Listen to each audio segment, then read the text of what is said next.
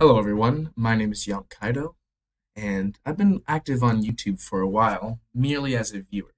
And I thought I'd be interested in getting myself into the reviewing aspect of it, not just the viewing. The reason is because there's several animes that I watch that are covered by mainstream reviewers, such as Roger Space for Neverworld and Chibi Reviews.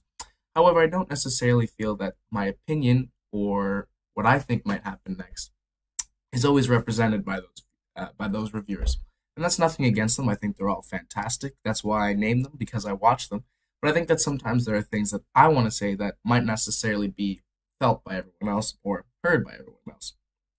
I also started because I think that there are some anime and manga that I personally enjoy that I don't think are being reviewed by mainstream reviewers, and I think maybe it's time for a new voice. So anyway, today for my first video, I want to start off by reviewing the One Piece chapter 855. Now, for starters, the chapter was an okay chapter. It wasn't a great chapter. Let's be honest with ourselves. The chapter focused mostly on the rescuing of Brook from Big Mom, which I'm honestly surprised has happened already, because I personally didn't believe that we would be seeing a rescued attempt of Brook until maybe closer to the wedding. I thought that Big Mom was going to put more importance in keeping Brook with her. I mean, obviously she was sleeping with him, but again, I didn't think that Brook would already be rescued at this point. Anyway, I digress. Let's talk about the beginning of the chapter. We can get to the bulk of it in a second. So the beginning of the chapter, we see Bobbin. We finally actually get a Bobbin introduction panel that Oda likes to do, and we now know he's known as Bobbin the Fixer, with a bounty of 105.5 million. Now, that bounty to me seems quite low. For starters, he's known as the Fixer, and we saw this earlier pre-time skip when Bobbin was seen to have destroyed an island, and this is when the general Bobbin hype started to build up. However, he didn't necessarily reach that level that we thought he might be, as he was one-shotted by Sanji in the last chapter. So the 105.5 million berry bounty is representative of that action, but isn't necessarily representative of, a person who is known as the Fixer for a Yonko. So that bounty confuses me a little bit there, especially when you notice that if you go back to pre-time skip, in the introduction of Whitebeard, there was a pirate by the name of Rockstar who was just newly recruited by Shanks, and his bounty was only 90 million. So if Shanks is recruiting people, with a bounty of only 90 million, one of Big Mom's fixers, per se, is at 105, it really just kind of calls into question the bounty system. However, to be fair, the bounty system has kind of always been called into question when you see people like Buggy, amounting such large bounties, of course, before he became Shishibukai. Now moving on. What we also see about Bobbin is that he seems to have some sort of hypnotic ability.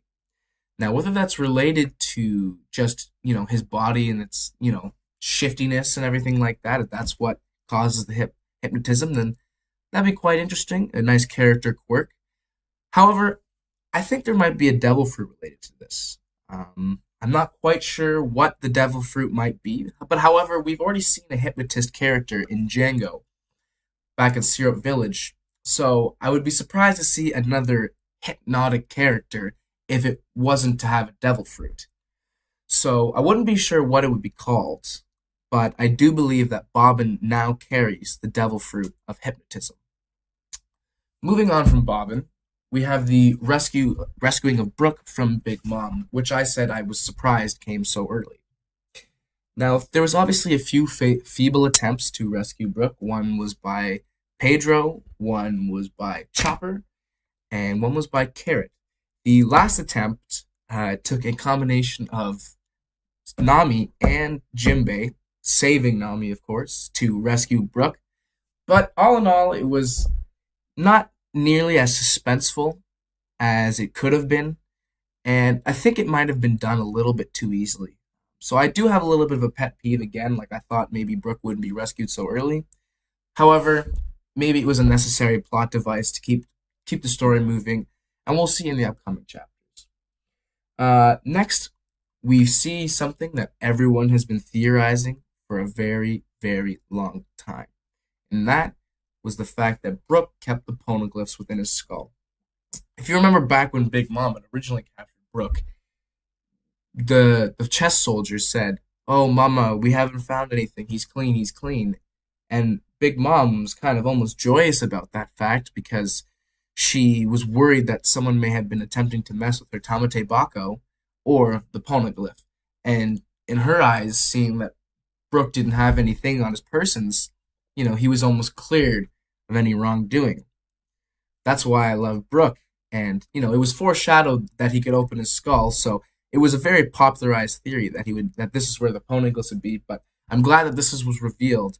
And I love the comedic ending to it where, Nami's praising Brook for having it in his skull, and Brook takes this as an opportunity to ask to see her panties, which I thought was hilarious and classic Brook.